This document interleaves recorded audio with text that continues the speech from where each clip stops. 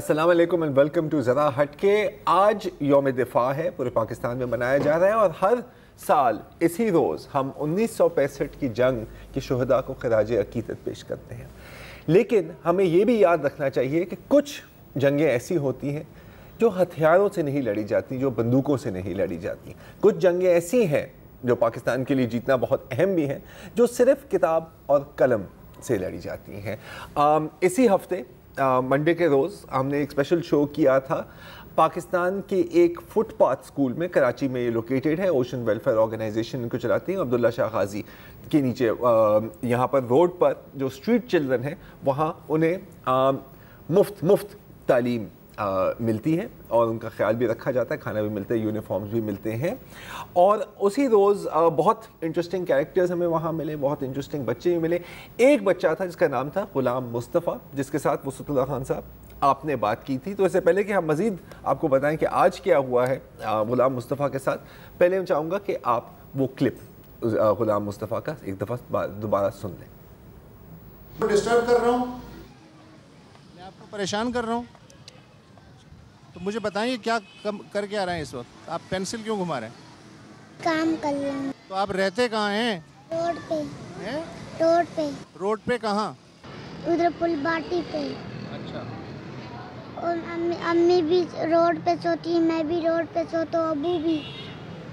बारिश आती है, सापल लगाते हम लोग। स्कूल वहाँ वर्दी पहन के यहाँ तो अब्बू यहाँ से लेकर जाता है, कभी अम्मी लेकर जाती, कभी अब्बू। तो रोड पे क्यों रहते हैं? अब्बू गल नहीं लेके देता। अब्बू क्या करते हैं आपके? शरबत पानी बेचते हैं। तो उनके पास इतने पैसे नहीं होंगे ना घर लेने के लिए? पैसे तो है, कौन नहीं लेता। ये आपको किसने बताया?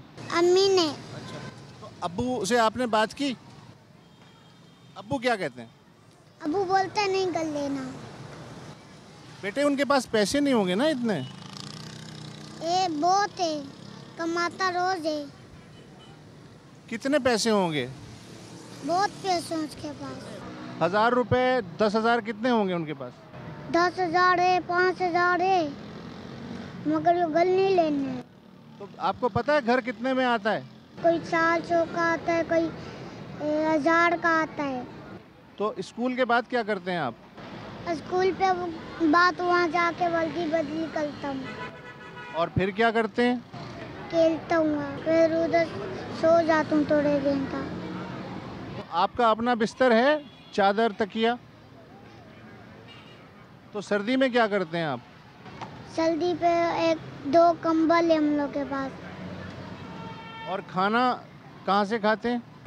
खाना अबू वहाँ से लेके आते हैं दुकान से। तो यहाँ आप जो पढ़ रहे हैं, तो आप यहाँ क्यों पढ़ रहे हैं? कि कोई बड़ा बनने के लिए पढ़ लें, यहाँ बड़ा अफसर बनने के लिए पढ़ लें।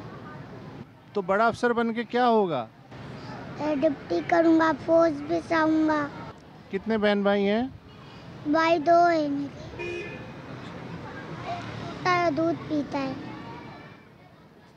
ठीक है, आपका अपना नाम बताना पसंद करेंगे?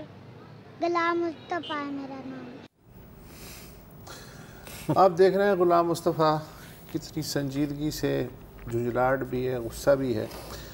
लेकिन ये जब प्रोग्राम ऑन एयर हुआ और उसके बाद खुसूसन ये वीडियो जो है वो खासी उसका रिस्पांस आया,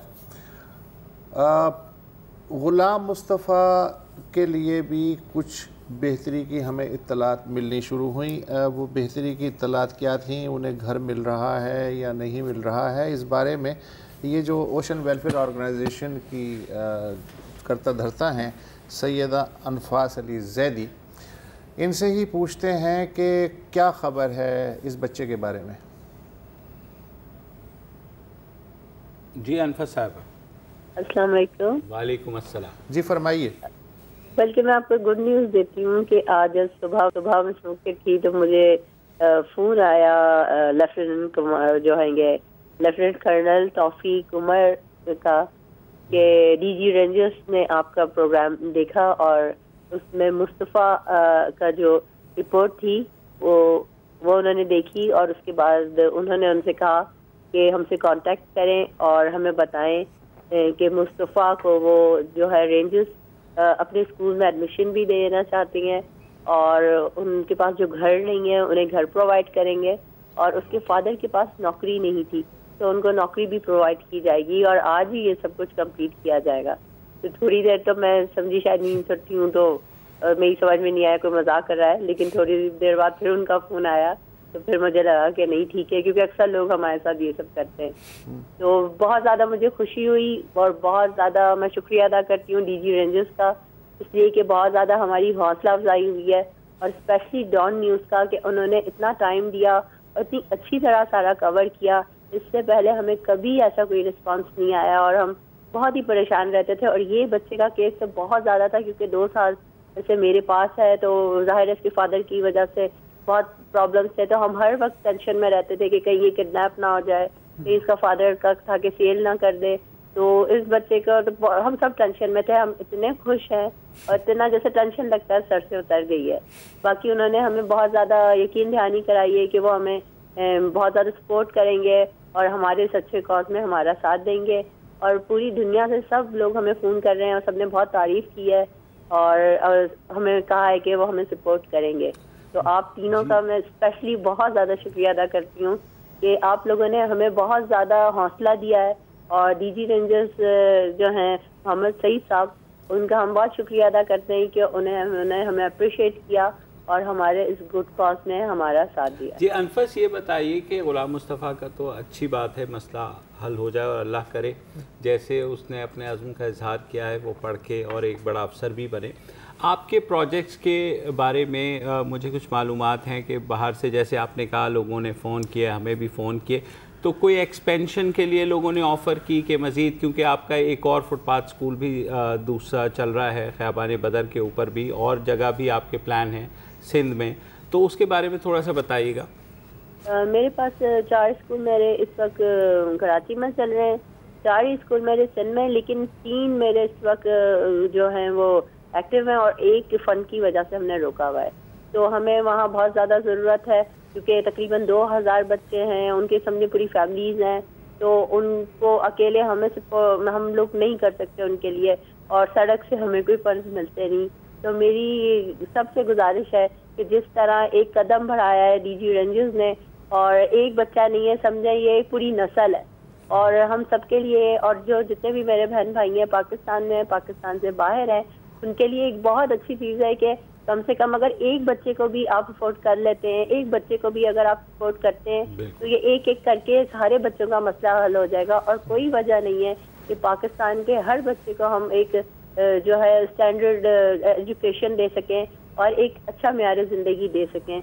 हम सब मिलके ये काम कर सकते हैं, ये इतना मुश्किल नहीं है, इसके लिए करोड़ों लाखों रुपए नहीं चाहिए। बिल्कुल अनफस, बहुत बहुत शुक्रिया आपका हमसे बात करने का और अल्लाह आपको कामयाब करे जो आपने काम कर रही हैं और अल्लाह आपके इस इनिशिएटिव में मज़ीद जो है उसको बढ़ाए। अच्छा, दोपहर में शाम को अनफर साहिबा की मिस्ड कॉल आई थी तो मैं कॉल बैक की तो फिर उन्होंने मुझे ये बताया ना, तो फिर उसके बाद ज़ाहिर एक्साइटमेंट में मैंने भी उसको ट्वीट कर दिया कि जी ये हुआ है। तो अब 90% तो ज़ाहिर है लोगों ने अप्रिशिएट किया, खैर मकदम किया।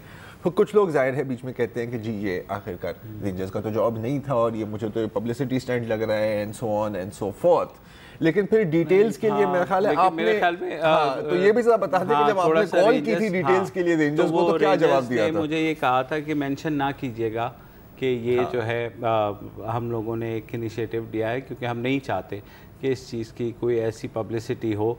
तो मैंने बल्कि थोड़ा फोर्स किया, मैंने कहा कि नहीं, अगर एक अच्छी चीज़ आपने की है तो हम जहां आपकी खामियों के ऊपर आपको क्रिटिसाइज़ भी करते हैं तो एक अच्छी चीज़ है उसको सामने आना चाहिए। फिर ये अनफर साहिबा ने अपने फेसबुक पोस्ट पे डाल दिया, उस चीज़ को पब्लिक कर दिया, that is why we are doing it. तो अच्छी बात है अगर एक अच्छा काम बिल्कुल अच्छी बात है। और देखिए बुनियादी बात है कि बिल्कुल उनका जॉब नहीं है, ठीक है, वो तो लॉ इन्फोर्समेंट ऑर्गेनाइजेशन है ना, लॉ इन्फोर्समेंट एजेंसी है। तो जिनका जॉब है वही कर ले। तो इसमें तो कोई हर्ज नहीं है ना सर। जिनका जॉब होता वो कर रहे हैं, जिन्होंने एतराज किया है, मैंने तो यही जवाब कर रहे अच्छा, होते अगर तो फिर ये फुटपाथ स्कूल ना होता नहीं ना। ये भी होता है ना कि एग्जैक्ट मैंने यही जवाब दिया था। मैंने कहा क्यों, अगर जिन लोगों का काम है या आप जैसे लोग जो तनकीद कर रहे हैं, अगर आप कर लेते तो फिर ये हम फुटपाथ स्कूल ना होता, ना ही हम शो करते, ना ही हम आज ये बातें कर रहे होते। अच्छा 5,000 रुपए लगते हैं by the way, case anybody is interested, एक महीने के लिए एक बच्चे को। मैं अभी सिर्फ इस स्कूल की बात कर रहा हूँ, इस तरह के बहुत इदारे हैं, TCF किसी एक को प्रमोट नहीं कर रहे हैं। 5,000 रुपए में पूरी मतलब किताबें, यूनिफॉर्म, दिन का खाना, एवरीथिंग इज कवर्ड। बल्कि मैं ये कहूँगा कि अगर ज़रूरी नहीं है कि आप इसी स्कूल को नहीं, मदद दें या TCF को दें, आपकी सराउंडिंग्स में भी अगर आप समझते हैं कि कोई आदमी इस तरह का काम बेलौसी से कर रहा है तो प्लीज़ उसे 5,000 दें, उसकी मदद करें, हाँ, उसको एलिवेट करें। हाँ, मतलब सोशल मीडिया पर पोस्ट करना कि ये जी ये क्या हो रहा है, इसका क्या फायदा है, वो तो बड़ा दुनिया का सबसे आसान काम है। वो जो सबसे ज्यादा बोलते हैं ना, सबसे ज्यादा करते भी वही हैं। दूसरा present company getting back to what you said earlier कि भाई यौम दिफा पे हमें ये ज़रूर सोचना चाहिए कि हमें जो जंग लड़नी है वो कलम और किताब से भी लड़नी है। और मेरे ख्याल में यही मैसेज, लेकिन बदकिस्मती है कि आज कहीं से मैसेज सुनने को नहीं मिला। और दिफा का मतलब हम सिर्फ नहीं भाईजान, ऐसी बात नहीं है। कमर जावेद बाजवा ने जो है खुल के कहा है कि ये जो है ये चंद इंतहा पसंद जो हैं वो उसका हम खमियाजा भुगत रहे हैं। तो जाहिर है कि वो इंतहा पसंदी अब अगर इस तरह के इनिशिएटिव को आप आगे बढ़ाएंगे कलम और किताब के, तो पहले भी इंतहा पसंदी नहीं थी, फिर जब स्टेट ने हाथ खींच लिया तालीम से और बुनियादी सहूलतों से, तो जाहिर है कि ये सब तो होना था। तो अगर आप दोबारा इस तरफ आ रहे हैं तो अच्छी बात है, ये भी दिफाए पाकिस्तान का हिस्सा है। बिल्कुल काउंसिल नहीं है, लेकिन दिफाए पाकिस्तान तो है। यही मैं कहने वाला था कि पाकिस्तान काउंसिल को छोड़े, दिफाए पाकिस्तान पर फोकस करें। बेशक। एक छोटी सी ब्रेक ले लेते।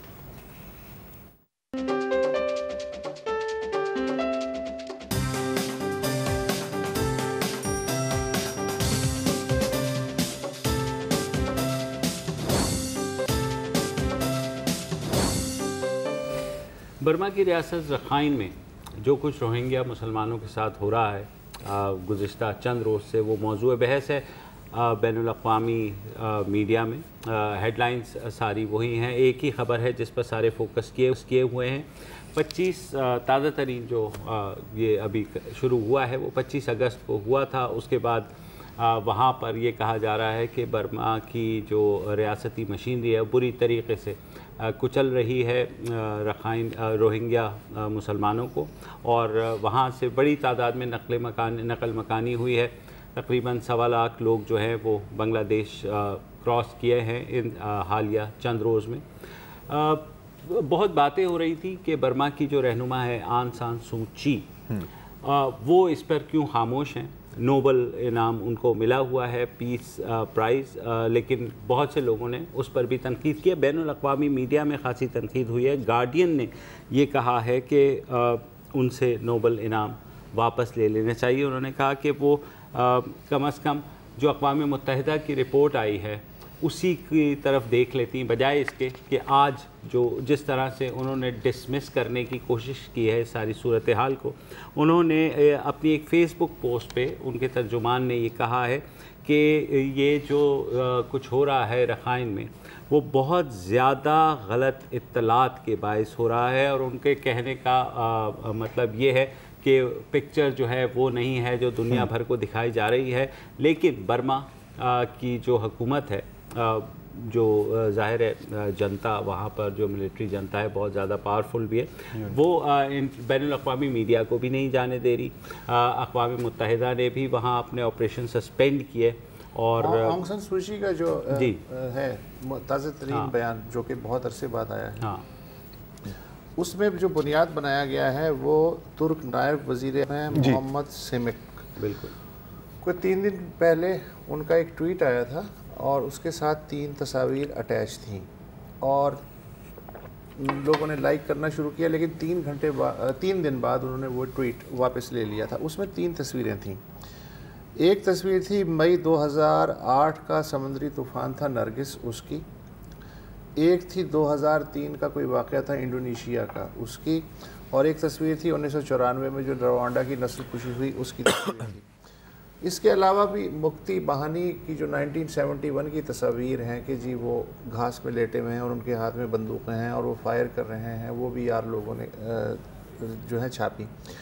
अब मसला ये है कि जब आप किसी को वहाँ जाने नहीं देंगे, बिल्कुल सहाफ़ियों को छोड़ दें, जो फैक्ट फाइंडिंग मिशन है यूनाइटेड नेशन का वो मार्च से जाने की कोशिश कर रहा है, उनके 3 लोगों तक को इन्होंने वीज़ा नहीं दिया है, तो उसके बाद ये कारोबार तो होगा जी। अच्छा, और मेरा ख्याल है कि अक़वाम मुत्तहिदा की जो जारी करदा तस्वीर हैं वो उसने वजाहत भी की है कि कम अज़ कम हमारी जो तस्वीर उनको ही है वो हम देखिए, किसी और पे रिलाय नहीं करते, उन्हीं को ही देखिए। अच्छा, अब रोहिंग्या इशू पे हमेशा ये फेक पिक्चर्स का सिलसिला ये सालों से बल्कि एक दिहाई से चलता आ रहा है। और जैसे कि अगर जमात इस्लामी भी पोस्ट करती हैं, कोई भी पॉलिटिकल पार्टी पोस्ट करती हैं, पता लगता है कि कुछ सुनामी की तस्वीरें हैं, कुछ ज़लज़ले की तस्वीरें हैं, कुछ नाइजीरिया में एक ऑयल टैंकर को आग लग गई थी उसकी तस्वीरें।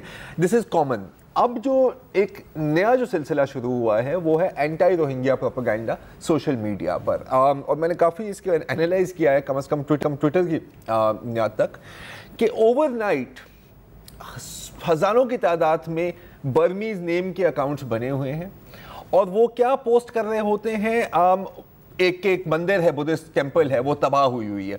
आप उस पिक्चर को सर्च करें, और मैंने सर्च किया था तो वो 2012 बांग्लादेश में हुई थी, and so on and so fourth. बाकी वो कार्टून्स का इस्तेमाल कर रहे हैं क्योंकि एक्चुअल कोई पिक्चर्स उनके पास है ही नहीं कि वो दिखाएं कि तशद्दुद है या नहीं है। जहां तक ऑंग सान सूची की बात है, लोग अभी हैरान और परेशान हो रहे हैं कि जी हमने तो इसको बड़ा हीरो समझा हुआ था और देखो क्या निकली। इनका भी जो एटीट्यूड है ना वो कोई नई बात नहीं है। 2013 में before she came into power even, उनका इंटरव्यू हुआ मिशाल हुसैन से, बीबीसी की बहुत फेमस एंकर हैं, रिपोर्टर हैं। तो वहाँ उनसे भी पूछा गया कि जी ये रोहिंग्यों पर तशद्दुद आपके यहाँ दिहाइयों से चल रहा है और हालांकि आप इक़्तिदार में नहीं थी, आपका इसके बारे में क्या ख्याल है, I mean do you condemn it? तो वो आए बाएं शाएं कि जी देखें दोनों साइडों पे वायलेंस होती है और ऐसा नहीं हो रहा, ये हमारे मुल्क के खिलाफ प्रोपेगेंडा हो रहा है। अब जाहिर है कि मिशाल हुसैन ने भी काफ़ी सख्त किस्म की क्वेश्चनिंग की। इंटरव्यू ख़त्म होता है, ऑंग सान सूची काफ़ी नाराज़ होती हैं, वो जा रही होती है और उनकी जो असिस्टेंट है ऑंग सान सूची का, उनसे कहती हैं कि तुमने तो नहीं मुझे बताया कि कोई मुसलमान मेरा इंटरव्यू लेगा। तो ये एक एटीट्यूड था। अच्छा, अब बिल्कुल इनकी बात सही है, फेक पिक्चर्स, और बिल्कुल टर्किश फॉरेन मिनिस्टर ने फेक पिक्चर्स भी ट्वीट की थी, लेकिन कुछ और पिक्चर्स हैं जिनको फेक करना तकरीबन नामुमकिन है, और वो है सैटेलाइट इमेजरी। तो वो ज़रा मैं आपको दिखाना चाहूँगा। ये ह्यूमन राइट्स वॉच की रिपोर्ट से ये सैटेलाइट इमेजेस आए हैं, अगर वो स्क्रीन पर अनकरीब चल जाए।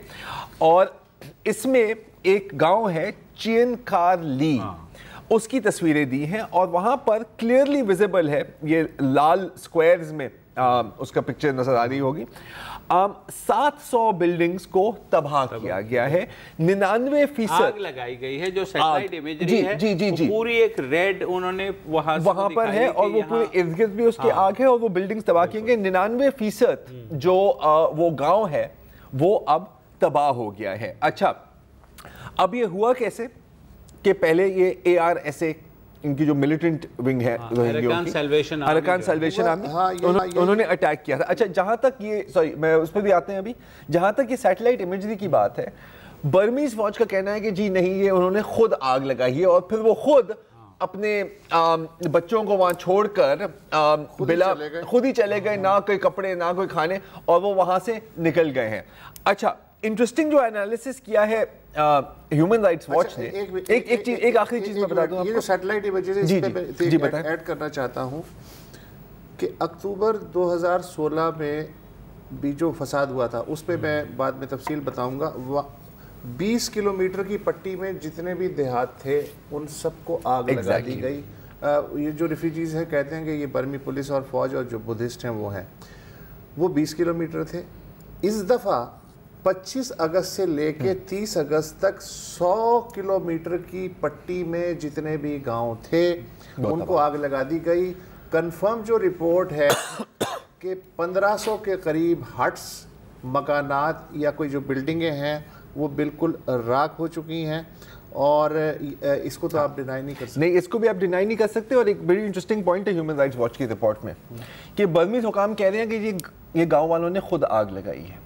ये मॉनसून का सीजन है, मानसून के सीजन में बड़ी मेहनत करनी पड़ती है और आपके पास तो ट्रकों पेट्रोल की भी जरूरत है। ये माचिस से आग नहीं लगती सर, ये लगती है। एक न्यूज अपडेट्स के लिए ब्रेक ले लेते हैं और ब्रेक एक गुफ्तगू जारी रखेंगे।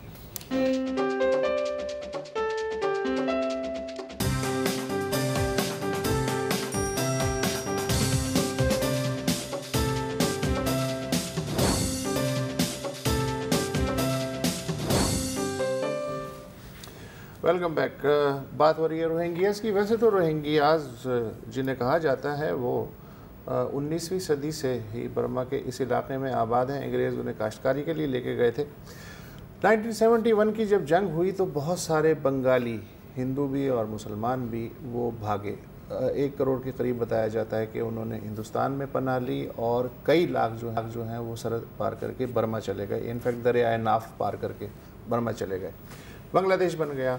1974 में बर्मा और बांग्लादेश की हुकूमत के दरमियान एक माहिदा हुआ कि आप अपने शहरी वापस ले लें। जो बंगाली शनाख्त हो गए वो वापस बांग्लादेश आ गए और मामला तकरीबन हल हो गया। 1978 में बर्मा ने अचानक ये कहा कि नहीं, ये जो बंगाली हैं ये आपके अभी तक मौजूद हैं और हम इन्हें धकेल रहे हैं। वो असल में बांग्लादेशी शहरी नहीं थे, वो पहली बार रोहिंग्या जो मुसलमान थे उनको बंगाली कह के बांग्लादेश की जानिब धकेला गया। 1982 में जनरल नेवन की जो आमरीत थी उसने रोहिंग्या बर्मा के शहरी थे, सिटीज़नशिप एक्ट में तरमीम करके उनको डी सिटीज़न उनकी शहरियत जो है वो ख़त्म कर दी गई। वहाँ से इनका काम शुरू हुआ। बिल्कुल। रोज़गार, नक़्लो हरकत, सेहत, तालीम, इस रिहाइश, इन पे पाबंदियाँ जो हैं वो आयद हुई और उससे अंदाज़ा हुआ कि बर्मी जो जनता है वो परसिक्यूट करना चाह रही है। 2012 में जो हेडलाइन बनी है आलमी, वो 2012 में एक वीडियो जारी हुई जिसमें कि मुबैना तौर पे 2 रोहिंग्या किसी जो लोकल बर्मी है उसको रेप कर रहे हैं। उसकी वीडियो जो है वो शेयर हुई। उसके बाद जो बुद्धिस्ट हैं उन्होंने एक बस से 10 मुसलमानों को निकाल के मारा और वहाँ के बाद फिर ये जो नस्ली सफाई का अमल है ये एक्चुअली 2012 से शुरू हुआ। 1,20,000 रोहिंग्या जो हैं वो आज भी रखाइन के कैंपों में उस ज़माने के मौजूद हैं। फिर बोट्स से चले गए, बिखर गए, पाकिस्तान चले गए, सऊदी अरब और ये है। अच्छा, इस दौरान ज़ाहिर है कि इंटरनेशनल टेररिज्म वो भी मौजूद था। एक साहब का नाम लिया जाता है अताउल्ला, ये रोहिंग्या मुसलमान थे। इनके बारे में कहा जाता है कि ये भाग के पाकिस्तान आ गए थे, यहाँ रहे, फिर अचानक इनके फिर अलकायदा से ताल्लुकात हुए और इन्होंने ऑर्गेनाइज़ किया वहाँ जाके लोगों को। जी। अक्टूबर 2016 में एक हमला होता है एक पुलिस थाने पे जिसमें 9 पुलिस वाले मारे जाते हैं बर्मा के, और हरकतुल यकीन जो अताउल्ला की तंजीम थी वो बबांगे दोहल जिम्मेदारी कबूल करती कि हाँ ये अटैक हमने किया। उसके बाद जो रिटेलिएशन शुरू होता है उसमें पूरी जो एथनिक क्लेंजिंग और फिर उसके बाद तो कार्ड हाथ आ गया ना। बिल्कुल कि साहब ये पूरी मूवमेंट जो है ये वॉर ऑन टेरर है और उन्होंने जस्टिफाई करना शुरू कर दिया। बिल्कुल। और अब जो हुआ है 25 अगस्त को हमला, पहले हुआ कि रोहिंग्या सॉल्वेशन आर्मी, अब अल्लाह जाने ये हरकतुल यकीन है या कोई और आर्मी है, इसके नाम से एक ग्रुप ने 2 दर्जन के करीब थानों, चेक पोस्टों और एक फौजी कैंप पे हमला किया। 70 के करीब लोग जो हैं वो हलाक हुए हैं। उसके बाद से एथनिक क्लेंजिंग की दूसरी वेव शुरू हुई। अच्छा, जो ओरिजिनल एथनिक क्लेंजिंग थी थोड़ा सा जैसे करेक्ट करता हूँ, 1977 से शुरू है जी। जो फोर्स्ड माइग्रेशन का सिलसिला था, यहाँ पर आपने 10 लाख लोग निकाल दिए थे, लेकिन ज़ाहिर है इतनी मीडिया प्रेजेंस नहीं थी, इतनी मालूमात नहीं थी, हमें नहीं पता लगा, सैटेलाइट इमेजरी तो बिल्कुल नहीं थी। उसके बाद routinely every couple of years इस एक्सरसाइज को कैरी आउट किया जाता है।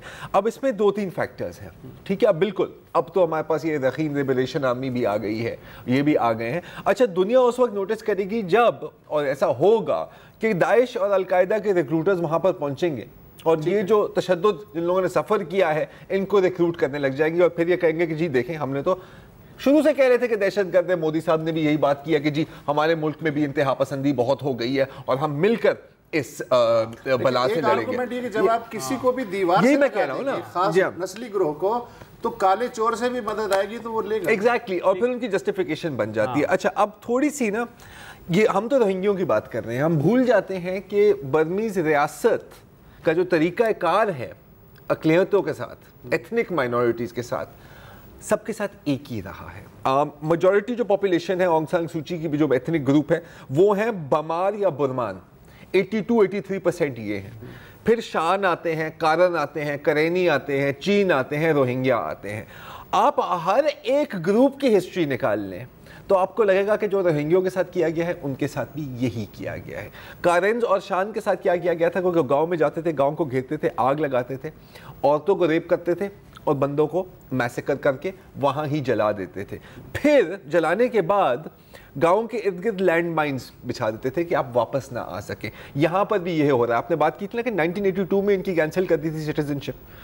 अब जो लेटेस्ट आई है कि म्यांमार ने बर्मा को कहा, बांग्लादेश को कहा है कि जी हम उनको ही वापस लेंगे जिनके पास शनाख्ती कार्ड है। शनाख्ती कार्ड तो किसी के पास नहीं है ना, मतलब कि ये अब आप अपने पास, ये अब आपके, ये रोहिंग्या आपके। This is their modus operandi. इसके साथ फिर एक और पहलू जुड़ जाता है और वो है बुद्धिस्ट एक्सट्रीमिज्म, जो कहते हुए बड़ी अजीब लगती है क्योंकि जनरली हम बुद्धिस्ट और एक्सट्रीमिस्ट को तो नहीं एक जुमले में डालते, लेकिन यहाँ पर यही हो रहा है। श्रीलंका में भी कुछ हद तक, लेकिन यहाँ पर एक मंक है, विराथू नाम है उनका, जिनके बड़ी मशहूर भी हैं, बड़ा इंटरव्यू भी किया गया। उनको लोग कहते हैं the bin Laden of Burma.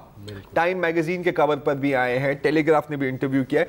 Telegraph का मैं इंटरव्यू पढ़ रहा था तो उससे पूछा गया कि जी ये आप क्यों इतना नफरत करते हैं मुसलमानों से? आप कहते हैं कि आप शादी भी ना करें, खाना पीना भी नहीं, मुसलमान की दुकान से ना खरीदा करो, मुसलमान और बुद्धिस्ट एक शहर में ना रहें, तो क्या मसला है? उसने कहा कि जी मुझे नहीं पता कि आप अपने मुल्क में जंगली हाथियों के साथ क्या सलूक करते हैं, लेकिन हमारे यहाँ तो हम ऐसे करते हैं कि हम एक तो जंगल को आग लगाते हैं, हम उसका खाना पीना बंद कर देते हैं, हम उसको भूखा मारते हैं और जब वो भूख और प्यास से बिल्कुल मर रहा हो तो हम उसको 1-2 दाने दे देते हैं और 1-2 सिप पानी की दे देते हैं और फिर हम उसको एक लफ्ज़ सिखाते हैं, जैसे सिट, स्टैंड, टू करो, और फिर एक बार फिर हम उसको भूखा मारते हैं, फिर हम उसको थोड़ा सा खाना देते हैं और फिर हम उसको एक और सबक सिखाते हैं।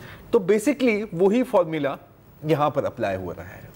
हाँ, लेकिन जो आपने शान और करण की बात की, उन्होंने चूंकि अपनी आर्मीज बना ली थी, लिहाजा अब उनका सेटलमेंट अब अभी भी बाय द वे लेटेस्ट में पढ़ा था थोड़ी देर पहले, वहां पर भी अभी तक एक एथनिक क्लेंजिंग चल रही है। एक मिसाल बन सकती है, रोहिंग्या के लिए भी एक मिसाल पेरिश हो जाइए या फिर जो है थोड़ी सी रेजिस्टेंस दिखाई। अच्छा, अब मैं अपने प्यारे आलम इस्लाम की तरफ थोड़ा सा आना चाहता हूँ। सबसे पहले पाकिस्तान जाहिर है, पाकिस्तान के दिल में भी बहुत दर्द है और यहाँ बाकी जो तंजीमें, सियासी तंजीमें, मजहबी तंजीमें, वो भी ज़ाहिर है बर्मा की सूरत हाल पे बहुत जो है रिक़्क़त आमेज़ मनाजिर देखने में आते हैं। तो भाई साहब, सबसे पहले तो आप ये करें कि अगर आपने बर्मा के साथ जो 16 JF-7 थंडर का सौदा किया है, इस साल फरवरी में खबर आई थी, तो इसकी एक तो वजाहत कर दें कि इनकी डिलीवरी इस साल के आखिर में होने वाली थी। इस ऑर्डर का क्या हुआ? क्या रोहिंग्या मुसलमानों से यकजहती में कुछ नज़र षानी करेंगे इस पे या नहीं? 2016 की जब एथनिक क्लिनजिंग हुई थी तो एक अफ्रीकी मुल्क है दूर दराज का गैम्बिया, उसने कहा कि भैया हम हैं तो गरीब लेकिन हमारा दिल बहुत बड़ा है, ये जितने भी वहाँ रह गए ना बेचारे, इनको आप एयरलिफ्ट करके हमारे यहाँ पहुँचा दें या बहरी जहाज़ों में भर के पहुँचा दें, हम इनको रखने को तैयार हैं, हमारे पास ज़मीन है, लेकिन ट्रांसपोर्टेशन के पैसे नहीं हैं। कोई बरादर मुस्लिम मुल्क जो है उसने कहा चल भाई, वो नॉन सीरियस लिया। वाहिद जो मुल्क है जो ना सिर्फ शोर कर रहा है बल्कि कुछ ना कुछ मदद भी दे रहा है, वो है तुर्की। पिछले 5 साल में उसने $70 मिलियन की इमदाद किसी ना किसी तरीके से 100 टन आज भी पहुंचा है। इसके अलावा कुछ प्राइवेट फ्लाही तंजीमें जो हैं उनमें पाकिस्तान भी है, मिडल ईस्ट भी है, वो आती रहती हैं और जाहिर है कि मैं OIC का नाम नहीं लूँगा। अब फायदा क्या है? अच्छा, बांग्लादेश को हम बड़ी लानतान करते हैं कि जी वो धकेल देता है, कभी करता है। बांग्लादेश ने सबसे ज़्यादा बर्डन सहा है। इस वक्त भी तकरीबन वहाँ 2.25 से 3 लाख रोहिंग्या 78 के भी हैं, 2012 के भी हैं, 2016 के भी हैं और 4.5 लाख तो कराची में भी है ना। तो ये बिल्कुल ऐसी सूरत हाल है जैसे अफगान क्राइसिस में पाकिस्तान में अफगान महाजिरीन आ रहे थे, तो हम जाहिर है कि उन्हें रोक नहीं सकते थे। तो बांग्लादेश की सूरत हाल है। लेकिन जो दूसरा मुल्क है इंडिया, वो भी हमसाया है बर्मा का, मगर उसकी जो सूरत हाल है, उसकी तो आपने सर बयान तो पढ़ लिया ना। देखें, उन्होंने तिब्बतन्स को असाइलम दिया, ठीक है, पॉलिटिक्स। अच्छा, हालांकि वो इलीगल इमिग्रेंट्स थे, उन्होंने श्रीलंका के तमिलों को असाइलम दिया। पॉलिटिक्स, हालांकि वो इलीगल इमिग्रेंट्स थे, और वो लॉन्ग टर्म जो यहाँ से पाकिस्तान से या बांग्लादेश से या अफगानिस्तान से अकलियतें जाती हैं उनको लॉन्ग टर्म वीज़े देते हैं। अच्छा, इस वक्त 40,000 रोहिंग्या भारत में मौजूद बोझ है ना, तो ये चूंकि इलीगल है, हाँ, लिहाजा जो वजीर ममलिकत बराए दाखिला है करण रोजेजा, उन्होंने कहा है कि साहब इलीगल जो है हम उन्हें बर्दाश्त नहीं करेंगे और रोहिंग्या समेत जो है वो सबके खिलाफ कार्रवाई की जाएगी, डिपोर्ट कर देंगे। जम्मू में वीएचपी ने रोहिंग्या कैंप्स थे, उनकी झोंपड़ियों में आग लगाई। मारकूट जो है आम है, एक पैंथर पार्टी है लोकल कश्मीर की, उसने केस किया हुआ है जम्मू हाई कोर्ट में कि इनको जो है यहाँ रियासत से निकाला जाए। अच्छा, ये इंडिया का एटीट्यूड, मुख्तसर मैं बता दूं इंडिया का एटीट्यूड ऐसा क्यों है, क्योंकि मोदी एंड इंडिया की है लुक ईस्ट पॉलिसी। ना अब आप आ जाते हैं चाइनीज इंडियन राइवलरी में। $2.2 बिलियन की ट्रेड है म्यांमार के साथ, ठीक है। डैम इनकी रिवर प्रोजेक्ट्स हो रहे हैं क्योंकि ये नहीं चाहते कि चाइना के बर्मा चाइना के एक्सेस में टोटली पहुंच जाए। JF-17 डील भी इसी जियोपॉलिटिकल राइवलरी का हिस्सा है। तो ना इंडिया ने कुछ कहना है ना चीन ने कुछ कहना है, लेकिन कम से कम अक़वाम मुत्तहिदा की मान ले जो इनको कहता है कि दलाई लामा भी तो खामोश है। पिछले साल बाद जिसने 2015 में 2016 में भी कहा कि अगर आज गौतम बुद्ध जिंदा होते तो इन मजलूम बहन भाइयों को जो है अपने हाथों में उठा लेते। 2017 में चुप हो गई। आंग सान सूची जो है उसने दलाई लामा की भी नहीं सुनी। तो सूरत हाल ये होती है।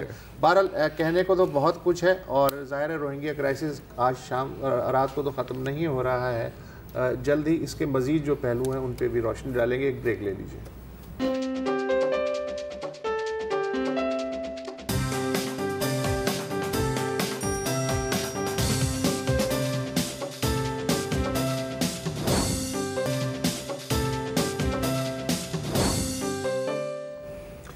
Welcome back. कराची में है शाह फैसल कॉलोनी और शाह फैसल कॉलोनी में एक ऐसा कोना भी है जहां के हिंदू और मुसलमान पिछले 70 साल बल्कि पार्टीशन से पहले भी बहुत ही साइड बाय साइड रहते हैं और भाईचारे के साथ रहते हैं। वहीं हिंदुओं का एक मंदिर है श्री राम देव जी मंदिर। कोई ईद उल अज़हा से एक रोज़ पहले एक वीडियो वायरल हो गई सोशल मीडिया पे जिसमें बताया गया कि जी ये जो श्री राम देव जी मंदिर है इसके अंदर मुसलमानों ने ऊँट बांध दिए हैं, ज़बरदस्ती कब्जा कर लिया। और उससे ये तासुर मिला कि जैसे इस इबादतगाह पे कब्ज़ा हो गया है, ज़ाहिर है कि कशीदगी हो गई, लोगों ने अपने अपने कमेंट्स वगैरह करने शुरू किए। मुझे उम्मीद थी कि कोई चैनल या कोई अखबार का रिपोर्टर जाएगा, हकीकत हाल मालूम करेगा, लेकिन आपको पता है कि इन्वेस्टिगेटिव जर्नलिज़म जो है वो भी सोशल मीडिया की फ़िल्मों का असीर हो चुका है, लिहाजा कोई नहीं गया। और फिर ये जब वीडियो वायरल होने लगी और वहाँ थोड़ी सी कशीदगी इलाके में बढ़ने लगी तो एक सोशल एक्टिविस्ट हैं जबरान नासिर, वो गए, उन्होंने जानना चाहा कि ये हो क्या रहा है, वहाँ मसला क्या है। तो जब वो वहाँ पहुँचे तो कहानी दूसरी थी, फिल्म दूसरी चल रही थी। उन्होंने जमा किया मंदिर के जो मुंतज़मीन थे प्रेमचंद जी और कालू रामपाल, और जो मुसलमान उस गली के नुमाइंदे थे उस मोहल्ले के, उन्हें भी जमा किया और उनके साथ वीडियो डिस्कशन रिकॉर्ड की। इसके मुताबिक जिस जगह पे ऊँट बांधे गए वो है कम्युनिटी हॉल जी, और उसके अंदर से एक दरवाज़ा खुलता है जो जहाँ से मंदिर की हुदूद शुरू होती हैं। अच्छा, कम्युनिटी हॉल में सब ज़ाहिर है जूते पहने हुए खड़े हुए थे, गुफ्तगू कर रहे थे, मोटरसाइकिलें भी खड़ी हुई थी। प्रेमचंद जी और कालू रामपाल ने बताया कि भाई हम लोग तो भाईचारे के साथ हैं, तो जब भी बकरीद आती है तो यहाँ तो जानवर वगैरह बन जाते हैं। इस साल चूँकि बारिशें ज़्यादा हो रही थी तो किसी ने कहा कि साहब हमारे जो जानवर हैं वो उनका थोड़ा ख्याल करें, तो उन्होंने कहा साहब ये कम्युनिटी हॉल का एरिया है, इसमें आप बांध लें, जो कि मंदिर की हुदूद से बाहर है। तो वो उन्होंने अच्छा, इसमें एक इंटरेस्टिंग बात मैं भी बताऊं कि अगर आप ये पहली वाली वीडियो देखें तो उसमें मूर्तियां भी हैं। हाँ। तो ये एक सवाल उठता है कि ये मूर्तियां अगर मंदिर नहीं है तो मूर्तियां क्या है? तो जो एक्सप्लेनेशन दी है आप बताना चाहेंगे? एक्सप्लेनेशन जो है वो ये दी गई, ये जबरान नासिर ने उनसे सवाल पूछा प्रेमचंद जी से कि साहब ये अगर ये मंदिर का हिस्सा नहीं कम्युनिटी हॉल तो मूर्तियां क्यों हैं? तो उन्होंने कहा साहब होता ये कि जब दशहरा होता है तो इसमें चूंकि गुरबा डांस होता है और बच्चियां वगैरह करती हैं तो हमने उनका लिए यहीं पे इंतजाम कर दिया बजाय इसके कि वो मेन मंदिर में जाके परफॉर्म करें, यहाँ पे जो है वो नाच गा लेती हैं। अच्छा, फिर ये है कि बकौल उनके जो है सारा साल कभी बारिश हो जाए तो मोटरसाइकिलें वगैरह भी मोहल्ले वाले खड़े कर देते हैं। उसकी वजह यह है कि उनमें कोई सिवाय अकीदे के कोई बुनियादी तौर पे कोई तबकाती फ़र्क भी नहीं है। खुशी गमी त्यौहार ये मुसलमान भी बता रहे थे जबरान नासिर को और वो भी बता रहे थे हिंदू भी। अच्छा, फिर उन्होंने पूछा कि जी वीडियो किसने बनाई? हाँ, उस मोहल्ले में किसी को नहीं पता कि वीडियो बना के कौन निकल लिया। ये होती है शरारत। हाँ, नहीं वीडियो तो एक लोकल नहीं बनाया था जहाँ तक मेरी इस पे प्रेशर डाला। प्रेशर कैसे? अच्छा, प्रेशर भी इंटरेस्टिंग डाला है। पहले वायरल हुई, पुलिस हरकत में आई, पुलिस ने कहा कि जानवरों को निकालो। हालांकि टेंपल के इंतजामिया ने लिखत में दी कि जी हमारी इजाजत से खड़े हुए, उन्होंने कहा नहीं यार हमें ऑर्डर आए हैं। फिर एक बार फिर किसी और ने अपलोड की, फिर होम मिनिस्टर साहब ने नोटिस दिया और कहा कि भाई FIR रजिस्टर होगी। तो ये कोई पहले केस होगा कि हुकूमत इंतजामिया कह रही है कि आप FIR रजिस्टर करो और जो एक्चुअल वहां पर मुकामी लोग हैं वो कह रहे हैं कि जी कोई जरूरत नहीं है, हम आपको बता रहे हैं, बड़ी मेहरबानी ना करें। तो ये हिंदू भी वहां गए ना जी, यही तो मैं कह रहा हूं, साहब FIR जो है हमने करवाना चाह रहे। अच्छा, ये वीडियो किसने अपलोड की थी, आप कुछ बता रहे थे? जी, लोकल बच्चा है, उसने अपलोड की थी, लेकिन अभी वो उसे कह दिया कि भाई तुम इंसानों की तरह बचो। मसला ये है कि वीडियो में तो कमेंट्री नहीं है। हाँ। जिस बंदे ने अपलोड की थी उसने कैप्शन ये दी। अब देखो, अब मैं जबरान से बात हो रही थी, जबरान कहता कि यार कैप्शन इसकी ये भी हो सकती है कि हिंदू अपने मुसलमान भाइयों की मदद कर रहे हैं। हाँ। ये नहीं कि मुसलमानों ने जबरी उसकी रेटिंग नहीं है ना, वो खबर नहीं बनती, फिर लाइक्स और शेयर्स नहीं बनते। अच्छा, एक आखिरी चीज मैं कहूंगा कि जिस साहब ने एक साहब ने वीडियो अपलोड की थी वो कहते कि जी ये जो दूसरी वीडियो जबरान ने बनाई है उसने मोटरसाइकिल वहां पे खड़ी की है, पहले वीडियो में तो कोई मोटरसाइकिल नहीं है, हालांकि उस वीडियो में भी मोटरसाइकिल है। अच्छा, तो इसका मतलब है कि सोशल मीडिया पे आप यकीन करते हुए, भले वो रोहिंग्या हो, भले वो कराची का मंदिर हो, भले कुछ भी हो, डबल चेक जरूर कर लिया करें प्लीज। मसला तो होता है लेकिन मसले के साथ आग लगाने वाले बहुत घूम रहे होते हैं। बिल्कुल। फिलहाल मैं तो होंडा ही ऐसा ना, तो मतलब फिलहाल इजाजत दीजिए, खुदा हाफिज़। अस्सलाम वालेकुम। अगर आपको हमारे शो पसंद आया है तो प्लीज़ हमारे YouTube चैनल को सब्सक्राइब करें और अगर मुनासिब समझे तो इस वीडियो को लाइक भी कर लें, तो कोई हर्ज नहीं है, और शेयर भी कर लें और कमेंट भी कर दें, वरना वो सब ऐसे ही लिखते रहेंगे। और ये जो दोनों कह रहे हैं ये कर लें जी प्लीज़, नहीं तो हमें भी घर जाना है, मैं आपके कंप्यूटर में नहीं रहना 24 घंटे। सही बात।